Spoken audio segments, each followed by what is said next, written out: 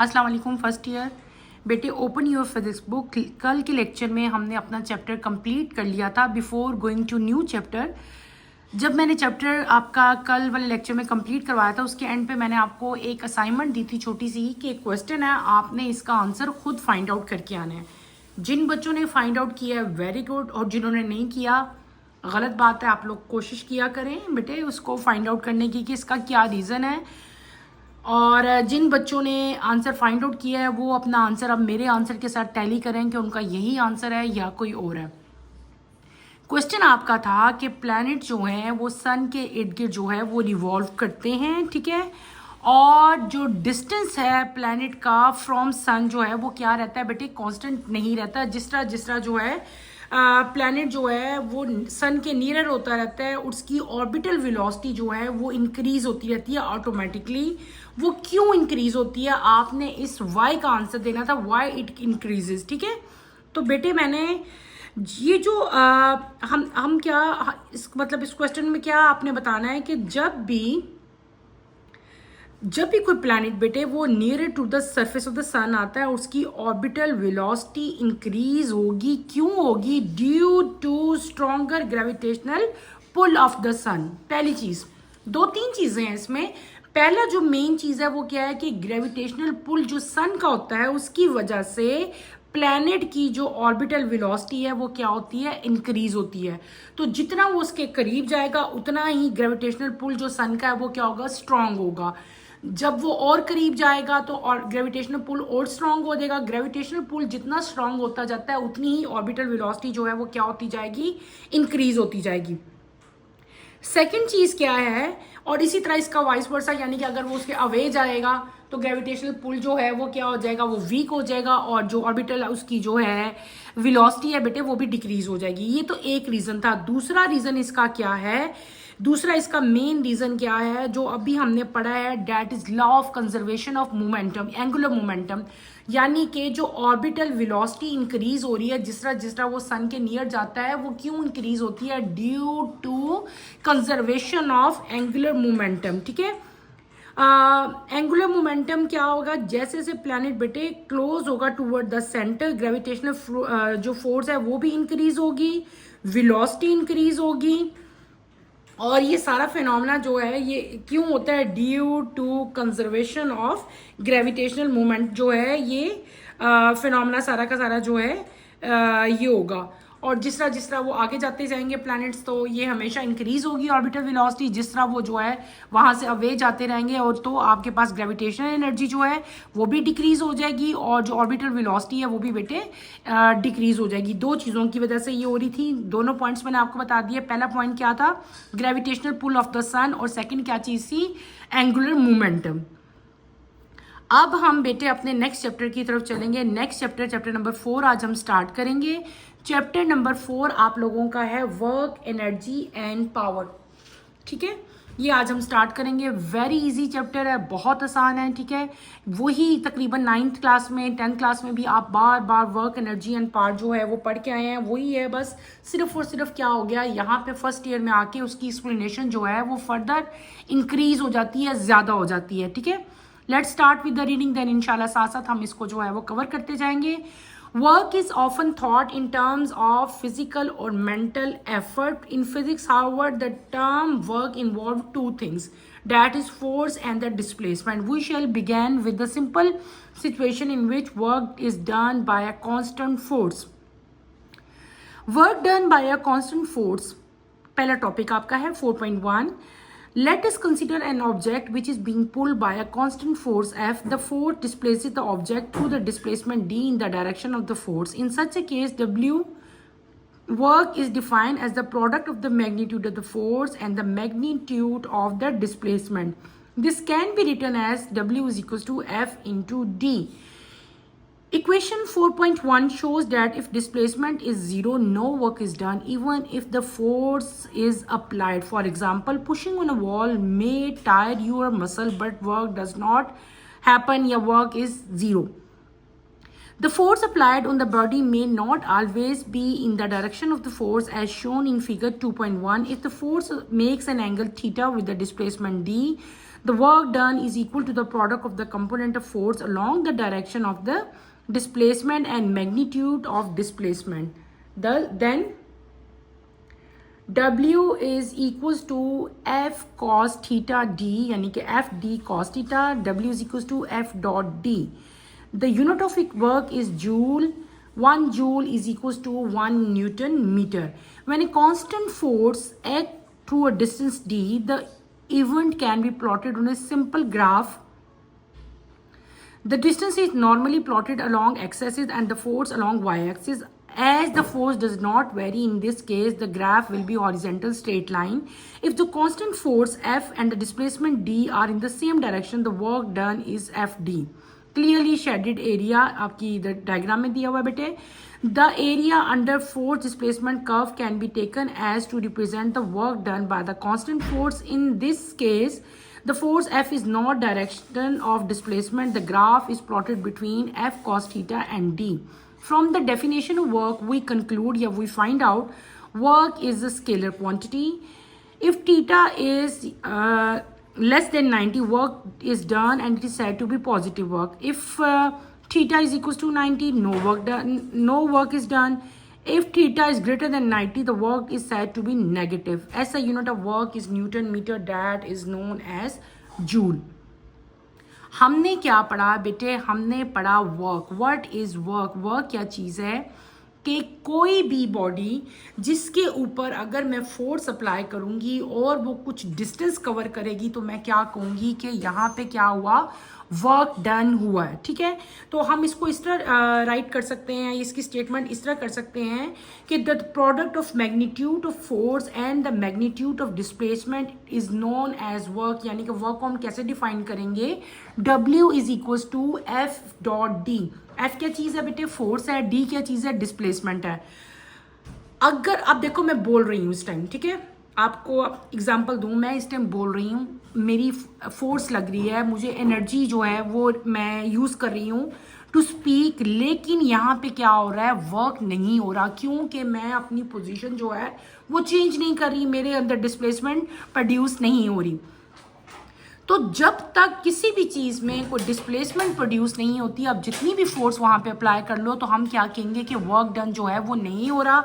आपकी बुक में यहाँ पे 2 एग्जांपल दी हुई है. पहली एग्जांपल अगर आप और करो तो यहाँ पे एक पर्सन है, कोई भी पर्सन है, ये एक वॉल को जो है वो फोर्स लगा रहा है वॉल के ऊपर. ये बहुत ज़्यादा फोर्स लगा रहा है और फोर्स लगाते लगाते ये इवन इसके जो मसल्स हैं बॉडी के, इसके जो बाजुओं के मसल्स हैं वो क्या हो जाते हैं बेटे? टायर्ड हो जाते हैं, थक जाते हैं. लेकिन आम लैंग्वेज में अगर हम सिंपल देखें तब तो हम यही कहेंगे ना कि ये पर्सन काम कर रहा है. लेकिन एक्चुअली बेटे it does not happen. Work नहीं हो रहा यहाँ पे. क्यों? क्योंकि डिस्प्लेसमेंट नहीं हो रही, वॉल अपनी जगह पे है, वॉल अपनी पोजीशन चेंज नहीं कर रहा. तो जब डिस्प्लेसमेंट जीरो होगी तो जब आप W is equal to F dot D था, F को 0 से मल्टीप्लाई करोगे तो आंसर तो 0 आएगा ना.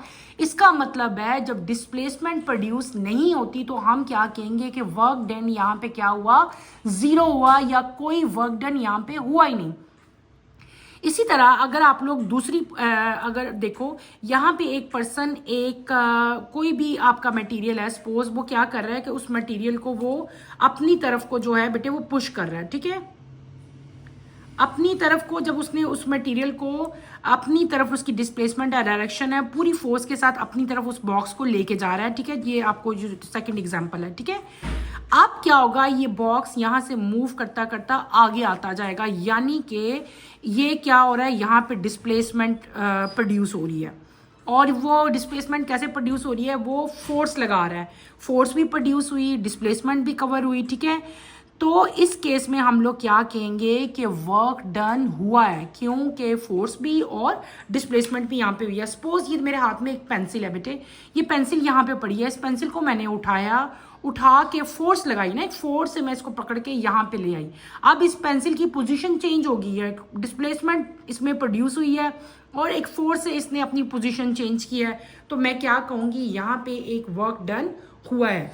वर्क डन सिर्फ और सिर्फ तब होगा जबकि वहाँ पे क्या चीज़ बेटे? डिस्प्लेसमेंट भी प्रोड्यूस होगी.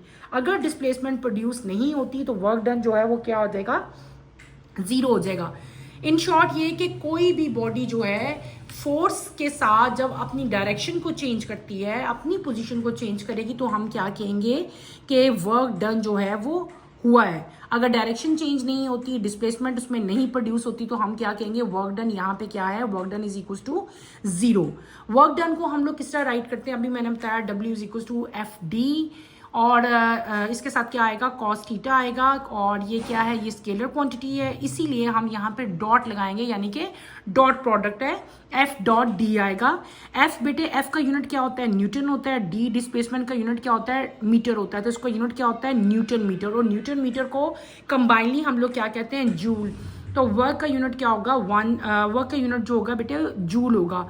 1 जूल जो है that is equal to 1 newton metre. Newton metre कैसे आया, मैंने आपको बता दिया, फोर्स का यूनिट न्यूटन था, डिस्प्लेसमेंट का यूनिट क्या था, मीटर था। आगे आपकी बुक में फर्दर आगे जो है फोर्स की जो है आपको मज़ीद जो है उसको क्लैरिफाई किया गया है। मैं आपको सारा जो है रिटन फॉर्म में अभी आपको सारा एक्सप्लेन करूंगी। हमने अभी पहले बेटे क्या पढ़ा, पहले तो हम उसकी तरफ आते हैं। हमने पढ़ा force. What is force? Force मैंने क्या कहा कि फोर्स क्या चीज़ है, प्रोडक्ट है किस चीज़ का बेटे, force sorry W। Work done किसका प्रोडक्ट है, FD का। F क्या है, फोर्स है, D क्या चीज़ है, डिस्प्लेसमेंट है। फिर मैंने आपको क्या कहा कि F cos थीटा, और यहाँ पे हम लोग क्या लगाएंगे, D लगाएंगे, और ये क्या हो जाएगा, ये हो जाएगा F डॉट D। वर्क जो है वो क्या चीज़ है, डॉट प्रोडक्ट है, यानी कि ये एक स्केलर क्वांटिटी है, ठीक है। इसका यूनिट क्या है, इसका यूनिट है बेटे जूल, ठीक है, ये आपने याद रखना है।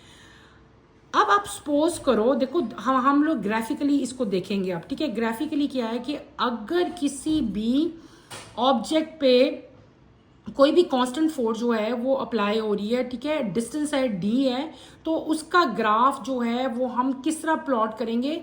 ये जो अगर मैं आपको ये जो इक्वेशन है ना, ये तो सिंपल हमने ड्राइव की ना इस इक्वेशन के साथ, कि अगर आपकी फोर्स जो है वो अब इस किसी भी बॉडी पे फोर्स अप्लाई करेंगे, डिस्प्लेसमेंट वो कवर करेगा, डायरेक्शन चेंज होगी, तो क्या होगा, टोटल वर्क डन होगा। अब दूसरी जो चीज़ आपकी बुक में बताई गई है वो क्या बताई गई है, देखो बेटे, अगर आपने कोई भी ग्राफ यहाँ पे ड्रॉ करो, ये आपका ग्राफ आता है एक्सपोज, ठीक है। ऐसे हम एक ग्राफ ड्रॉ करेंगे। यहाँ पे हमने क्या रिप्रेजेंट करना है बेटे, फोर्स को। ये फोर्स है, ठीक है, इसको आप रिप्रेजेंट कर लो P से। ये आपका ओरिजिन O आ जाएगा। ये क्या चीज़ है, दिस इज़ योर डिस्प्लेसमेंट, ठीक है। इसको हम लोग R कह लेते हैं, उसको हम लोग P कह लेते हैं। स्ट्रेट ग्राफ बनाना है हमने, ठीक है। ये Q आ गया, OPQR, ठीक है। और ये क्या चीज़ है, ये हमारी है फोर्स। ये फोर्स है, और ये क्या चीज़ है, डिस्प्लेसमेंट है। तो फोर्स को इधर हम शो करेंगे, इधर नहीं करेंगे, ठीक है, इसको आप रहने दो, ठीक। इस डायग्राम को आप देखो। इसका मतलब क्या है कि जब कोई कांस्टेंट फोर्स जो है वो किसी भी बॉडी के ऊपर एक्ट हो रही होती है थ्रू अ डिस्टेंस D, तो जो ग्राफ प्लॉट होगा वो कैसा होगा, वो ऐसा होगा। डिस्टेंस जो है उसको हमेशा हम प्लॉट करेंगे एक्स एक्सिस पे, फोर्स को प्लॉट करेंगे हम लोग किस पे, वाई एक्सिस पे। और इस केस पे जबकि फोर्स जो है वो चेंज नहीं हो रही, फोर्स जो है वो कांस्टेंट अगर रहेगी, तो आपकी जो हॉरिजेंटल लाइन है वो क्या होगी, स्ट्रेट रहेगी। क्या रहेगी, स्ट्रेट रहेगी। और यहाँ पे आपका जो डिस्प्लेसमेंट है वो भी क्या रहेगा, वो भी आपका कांस्टेंट रहेगा, ठीक है। तो हम टोटल वर्क डन हमारा क्या हो जाएगा, इस केस में भी टोटल वर्क डन आपका आ जाएगा FD, ठीक है। और जब आपका बेटे फोर्स कांस्टेंट होगी तो इस तरह का ग्राफ आप लोग बनाओगे, स्ट्रेट हॉरिजेंटल लाइन जो है वो आपका ग्राफ आएगा। ये बात आपने याद रखनी है। अब इसको देखते हुए अब जो हमने वर्क की डेफिनेशन की, हमने वर्क की डेफिनेशन में हमारे पास 4 मेन पॉइंट्स हमारे आगे। पहले तो क्या आ गया कि वर्क जो है वो एक स्केलर क्वांटिटी है, यानी कि एक डॉट प्रोडक्ट है। दूसरी चीज़ हमने क्या कर ली कि अगर थीटा हमारा जो है यानी कि लेस देन 90 होगा तो वर्क डन जो है वो क्या होगा, आपका पॉजिटिव होगा। अगर आपका थीटा जो है वो ग्रेटर देन 90 होगा तो वर्क डन आपका क्या हो जाएगा, नेगेटिव हो जाएगा। और अगर आपका थीटा यानी कि ये कॉस थीटा की बात हो रही है, अगर आपका थीटा जो है वो 90 के इक्वल आ जाता है तो आपका वर्क डन जो होगा, नो वर्क डन, ठीक है, कोई काम नहीं होगा। ये आपने याद रखना है, ठीक है। ये 4 मेन पॉइंट्स हैं जो कि आपने याद रखने हैं। पहला क्या हो गया कि वर्क डन जो है वो स्केलर क्वांटिटी है, बाकी 3 मैंने आपको बता दिए। अब हम अगला अपना टॉपिक शुरू करेंगे, बहुत इजी टॉपिक है। वो क्या है कि work done by variable forces. अगर आपके ऊपर कोई भी आपकी बॉडी है, कोई भी जिसके ऊपर वर्क डन जो है वो वेरिएबल फोर्सेस, यानी कि बहुत सारी फोर्सेस जो हैं एक ही टाइम पे जो है उस बॉडी के ऊपर अप्लाई हो रही हैं, बहुत सारी डिस्प्लेसमेंट जो है वो प्रोड्यूस हो रही है, तो उस केस में टोटल वर्क डन जो है वो क्या होगा और कैसा होगा, अब हम ये सारा करेंगे। In many cases the force does not remain constant during the process of doing work. For example, as the rocket moves away from the earth, work is done against the force of gravity, which varies as the inverse square of the distance from the earth's center. Similarly, the force exerted by a spring increases with the amount of stretch. How can we calculate the work done in such situation? Next page पे आपकी figure बनी है, अभी हम देखते हैं। The path of a particle in the X Y plane as it move from point P to Q, the path has been divided into short intervals of displacement delta d1 d2 up to dn and the forces are divided into f1 to fn। ठीक है, during small interval the force is supposed to be approximately constant, so the work done for the first interval can be written as work for the second interval, work for the third interval, और फिर हम क्या करेंगे, total work जो है वो हम लोग कैलकुलेट कर लेंगे। In the end we can example this graphically by plotting F cos theta versus D as shown in figure 4.6. The displacement has been subdivided into same and equal intervals. The value of f cos theta at the beginning of each interval is indicated in the figure. Now, I shaded a rectangle of an area which is the work done during ith interval. Thus, the work done given by equation 4.4 equal to the area of a rectangle. मैं बेटे इसको आपको drive करके दिखाती हूँ। Total work done जो है वो इन द एंड हम लोग जो है वो बताएंगे। Let start. मैं आपको जो है इसको अच्छी तरह से बेटे खुद से ड्राइव करके इक्वेशन को हम लोग इसको समझते हैं। आपने क्या करना है, हमने देखना है कि बहुत सारे केसेस में क्या होता है कि फोर्स जो है वो, ये तो हमने पढ़ा, जो पहले हमने पढ़ लिया था कि फोर्स जो है यहाँ पे कांस्टेंट रही थी और हमारा जो है हॉरिजॉन्टल ग्राफ बना था। अब क्या है कि कुछ केसेस ऐसे हैं जिसमें फोर्स जो है वो क्या रहती है, वो सेम नहीं रहती, कांस्टेंट नहीं रहती। क्या हो गया कि वो वेरी करती है, चेंज होती रहती है। ठीक है, तो आपने शो करना है कि आपके पास कोई भी एक बॉडी है जो कि मूव कर रही है एक पॉइंट से दूसरे पॉइंट से, point P two point Q. इसके पाथ को, इस पूरे रास्ते को हमने शॉर्ट इंटरवल्स में जो है वो डिवाइड किया। शॉर्ट इंटरवल्स में डिवाइड यानी कि d1 d2 d3 में डिवाइड करोगे आप लोग, तो इसका मतलब होगा कि इसकी डिस्प्लेसमेंट जो है वो बार बार चेंज हो रही होगी और इसकी जो फोर्सेस हैं वो हर इंटरवल पे एक नई फोर्स जो है उसके ऊपर एक्ट कर रही होगी। ठीक है, अगर मैं इसको ग्राफिकली जो है या इसकी डायग्राम बेटे बनाऊंगी, जो चीज़ मैं बता रही हूँ, मैं क्या बताऊंगी, मैंने क्या कहा, हमने एक पॉइंट लिया, कौन सा पॉइंट, P। ठीक है, एक पॉइंट है, वो पॉइंट आपका कहाँ तक गया, सपोज करो ये आपका कौन सा पॉइंट हो गया, दिस इज CQ। ठीक है, अब मैंने आपको क्या कहा था कि हमने इसको शॉर्ट इंटरवल्स में जो है वो डिवाइड कर दिया।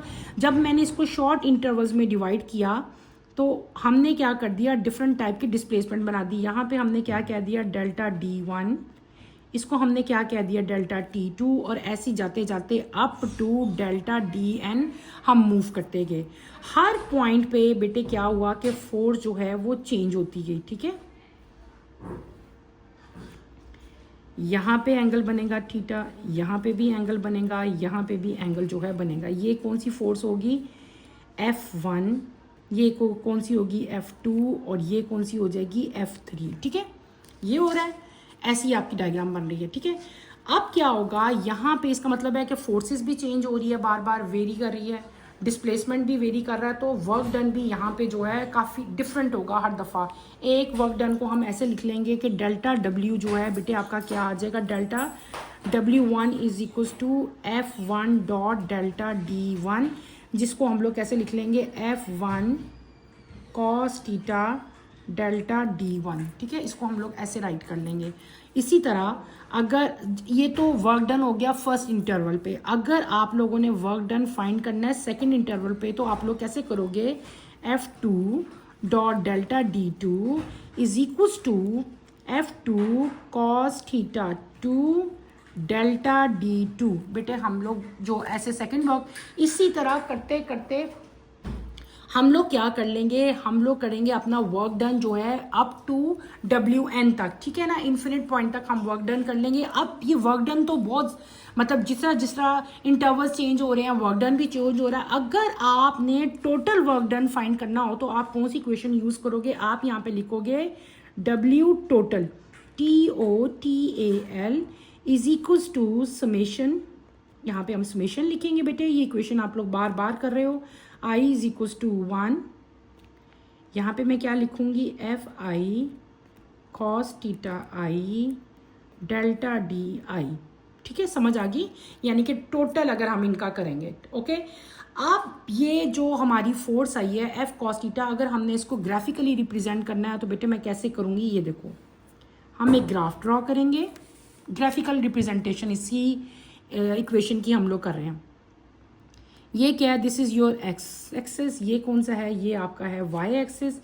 वाई एक्सिस पे अभी मैंने बताया क्या शो करते हैं हम लोग, फोर्स, तो फोर्स इस केस में क्या है F cos थीटा, ये ओरिजिन O आ जाएगा, ये आपकी P पॉइंट आ जाएगा, ठीक है, ये पॉइंट को हम लोग Q कर लेते हैं, और ये फोर्सेस हमारी जो हैं इस डिफरेंट फोर्सेस हैं, यहाँ पे क्या आ जाएगा आपका D1 डेल्टा D2 और अप टू हम चलते जाएंगे कहाँ तक, डेल्टा DN तक। बेटे जब आपके पास बहुत सारी फोर्सेस हों और बार बार पॉइंट्स पे डिस्प्लेसमेंट चेंज हो रही हो तो उसको ग्राफिकली मैं किस तरह रिप्रेजेंट करूँगी, अभी मैं वो आपको बता रही हूँ। ये D2 है, ठीक है, फिर आपका D3 आ जाएगा सपोज, फिर हमारे पास D4 आ गया, D5 आ गया, अप टू DN आ गया, ठीक है।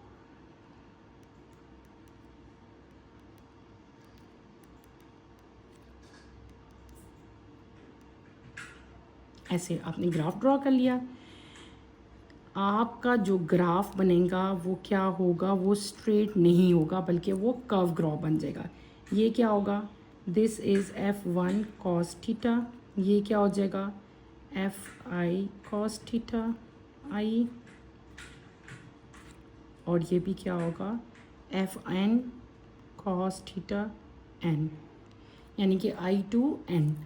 ये क्या चीज़ है, जो इक्वेशन मैंने कर ली कि हमने work done by variable forces, यानी कि जब बहुत सारी फोर्सेस हैं, जब फोर्सेस बार बार चेंज हो रही हैं तो आपका टोटल वर्क डन जो है वो क्या आएगा, पहले हमने इसकी इक्वेशन लिखी, फिर उसी इक्वेशन को हमने ग्राफिकली जो है वो किस तरह रिप्रेजेंट करना है वो मैंने आपको रिप्रेजेंट करके दिखाया। यानी कि जो वैल्यू है, किसकी वैल्यू, F cos थीटा की वैल्यू है, वो बिगनिंग ऑफ ईच इंटरवल जो है वो इंडिकेट यहाँ पे जो है वो आपको नज़र आ रही है, बार बार हर इंटरवल पे जो है मैंने आपको दिखाई कि वो कैसी होगी। यहाँ पे F1 है, दिस इज़ F1, ये FI है, और ये क्या आ गया आपके पास FN आ गया। अब ये जो I मैंने बनाया है, I जो है ये क्या है, शेडेड रेक्टेंगल एरिया मैंने बनाए हैं, ठीक है, ये जो एरियाज हैं, ओके। अब आपने क्या करना है, अगर हम देखें कि यहाँ पे वर्क डन जो है ये किसके इक्वल है, वर्क डन जो है बेटे वो इक्वल है सम ऑफ द ऑल एरिया, जितने भी एरियाज है ना इन तमाम का अगर मैं सम लूँ तो टोटल वर्क डन हमारे पास आएगा।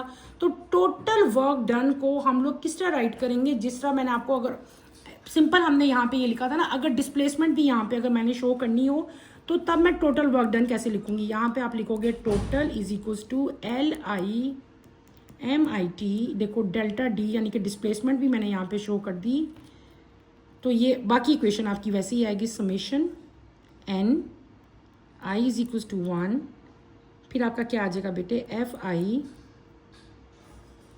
cos theta I delta DI, ठीक है, इज दैट क्लियर। ये हमारे पास इक्वेशन आ गई, एग्जैक्ट जो रिजल्ट है फॉर द वर्क डन जो है वो हमारे पास ये आ गया, ठीक है। और अगर यही वर्क डन जो है, आप ये टोटल वर्क डन आ गया जब आपके पास फोर्स जो है वो वेरिएबल, यानी कि आपकी फोर्स जो है जब वेरी करेगी, बार बार चेंज होगी, तो हमारे पास टोटल वर्क डन जो है बिटवीन 2 पॉइंट जो है वो ये आ जाएगा, क्या, एफ कॉस थीटा आ जाएगा। और जो आपका ग्राफ बनेगा वो क्या होगा, वो कर्व होगा 2 पॉइंट्स के दरमियान में, पी एंड क्यू के दरमियान में, in the form of curve जो है ये आपका शो होगा आपके यहाँ पे ग्राफ में। सिंपल ग्राफ है, अगर वैसे आपने बेटे इसका ग्राफ मतलब ये इस तरह रिप्रेजेंट ना करना हो, सिंपल ग्राफ ड्रॉ करना हो, तब भी ऐसे ही होगा। ये ग्राफ हमेशा आपका जो है ये क्या बनेगा, ये कर्व ही बनेगा। अगर आपकी फोर्सेज जो हैं वेरिएबल फोर्सेज हो, बार बार चेंज हो रही हो, तो आपका ग्राफ जो है वो हमेशा कर्व फॉर्म में बनेगा। ये टॉपिक हमारा जो है कंप्लीट हो गया। हमने आज के टॉपिक में क्या कवर किया बेटे, आज के टॉपिक में हमने पढ़ा व्हाट इज़ फोर्स, ठीक है, फोर्स पढ़ी, फिर फोर्स की 2 एग्जांपल पढ़ी कि अगर एक कोई भी पर्सन है वो पूरी फोर्स लगा रहा है दीवार की तरफ, लेकिन दीवार तो अपनी पोजीशन से चेंज ही नहीं कर रही, डिस्प्लेसमेंट तो उसमें प्रोड्यूस नहीं हो रही, तो हम क्या कहेंगे कि there is no work done, कोई काम वहाँ पे नहीं हुआ। लेकिन अगर कोई पर्सन कोई भी बॉक्स अपनी तरफ खींचता है और बॉक्स कुछ डिस्टेंस कवर कर लेता है, अपनी पोजीशन चेंज कर लेता है और उसको अपनी तरफ लाने में कुछ फोर्स भी यूज़ होती है, तब हम क्या कहेंगे कि वर्क जो है वो डन हुआ है, काम यहाँ पे हुआ है। तो उस केस में हम क्या कहते हैं कि वर्क डन जो है वो किसके इक्वल है, वो है प्रोडक्ट किस चीज़ का, फोर्स और डिस्प्लेसमेंट का। किस तरह उसको राइट करते हैं, W is equal to F into D, वो मैंने आपको लिख के दिखाया। इसका यूनिट क्या है, जूल है। 1 जूल किसके इक्वल होता है, 1 joule is equal to 1 newton metre. फिर इसके कुछ पॉइंट्स हमने पढ़े थे और एक ग्राफिकली रिप्रेजेंटेशन मैंने आपको बताई थी, अगर फोर्स कांस्टेंट हो तो किस तरह उसको ग्राफिकली हम रिप्रेजेंट करेंगे, तब मैंने आपको बताया। फिर हमने वर्क की डेफिनेशन को देखते हुए कुछ 4 पॉइंट्स थे जो मैंने आपको वर्क के बारे में बताया। उसके बाद हमने अपना नेक्स्ट टॉपिक शुरू किया, work done by variable forces. अगर आपके पास वेरिएबल फोर्सेस हों, चेंज हो रही हों, और आपके जो डिस्प्लेसमेंट हैं उनको भी हम शॉर्ट इंटरवल्स में कन्वर्ट कर देंगे, तो तब आपका टोटल वर्क डन जो है वो क्या होगा, वो सारा मैंने आपको बताया। फिर उसकी ग्राफिकली रिप्रेजेंटेशन भी जो है वो हमने बेटे देखी। आपने इस पूरे के पूरे टॉपिक को अच्छी तरह से घर में जाके अपने जो है इसको स्टडी करना है बेटे। इसमें कोई प्रॉब्लम होती है, if you feel any problem, तो आपने मेरे से ये पूछना है, समझना है। इसी टॉपिक के एंड पे यहाँ पे एक न्यूमेरिकल भी दिया हुआ है, वो भी हम लोग कर लेते हैं। न्यूमेरिकल आपका क्या है, आपको फोर्स दी हुई है बेटे और डिस्प्लेसमेंट भी दिया हुआ है। आपने क्या है कैलकुलेट करना है, आपने कैलकुलेट करना है टोटल वर्क डन। कफ यानी कि आपको दिया हुआ है D0 से D6 तक, यानी कि इंटरवल जो है उसके चेंज हो रहे हैं। तो एरिया ऑफ द रेक्टेंगुलर हम लोग डायग्राम आपको उन्होंने बता दी है, ठीक है, डिफरेंट ये डायग्राम है। अगर आप इधर देखो कोर्स से बेटे, ये डायग्राम आपको दी है, आपको मैंने अभी बताया था, ये F है, ये क्या है, D है। कहाँ से दिया हुआ था, 1 से लेकर 6 तक, ठीक है, यानी कि 4 मीटर और 6 मीटर हम लोग कर लेंगे। तो हमारा टोटल वर्क डन 2 आपकी शेप्स बन गई ना, एक बन गया आपका ट्रायंगल और एक बन गया आपका रेक्टेंगल। रेक्टेंगल का और ट्रायंगल का अलग अलग हमने जो है वो वर्क डन फाइंड कर लेना, जो आ जाएगा उसको फिर हम लोग क्या कर लेंगे, ऐड कर लेंगे। पहले आपने करना है रेक्टेंगल का। रेक्टेंगल का कैसे करना है, 4 इंटू 6, तो 4 इंटू 5 करोगे ना, 5 न्यूटन फोर्स दी हुई है और 4 मीटर इसका डिस्प्लेसमेंट है, तो क्या आ जाएगा, ये 4 है, 4 मीटर दिया हुआ है। सिंपल मल्टीप्लाई किया, प्रोडक्ट था ना, F डॉट था, तो 20 आ गया, 20 जूल आपका क्या हो गया, वर्क डन आ गया। अब हम करेंगे ट्रायंगल का वर्क डन, तो वहां पे आपने वैसे ही करना है, लेकिन सिर्फ और सिर्फ ट्रायंगल की केस में आपने क्या करना है, आपने यहाँ पे हाफ मेंशन करना है। उसको हमेशा हाफ से, जब ट्रायंगल का करेंगे वर्क डन तो हाफ लिखेंगे, बाकी वैसे ही करोगे। यहाँ पे 6 माइनस 4 कर देंगे तो 2 आ जाएगा, मल्टीप्लाई बाय 4, यानी कि 22 मीटर टोटल डिस्टेंस होगा ना, 1 2 ही है ना, 6 में से 4 माइनस करें तो बाकी 2 रह जाता है। 2 मल्टीप्लाई बाय 5, 2 5 10, और फिर उसको 10 को 2 से डिवाइड करोगे तो 5 आ जाएगा। अब 20 जूल और 5 जूल आपका टोटल वर्क डन आ गया। इन दोनों को जब हमने प्लस किया तो टोटल वर्क डन इस केस में हमारे पास क्या आ गया, 25 जूल जो है बेटे वो टोटल आपका वर्क डन हो गया। आज का टॉपिक हम यहीं पे ख़त्म करेंगे। नेक्स्ट टॉपिक जो है वो आपका conservative and non conservative forces हैं। नेक्स्ट लेक्चर की नोटिफिकेशन के लिए बेटे आप चैनल को शेयर करो, लाइक करो और सब्सक्राइब करो। यहीं पे अपना टॉपिक मैं एंड करती हूँ। कोई प्रॉब्लम अगर आप लोगों को फील हो तो feel free to ask any question. अल्लाह हाफिज़ फर्स्ट ईयर, टेक केयर बेटे, अपना ख्याल रखिएगा।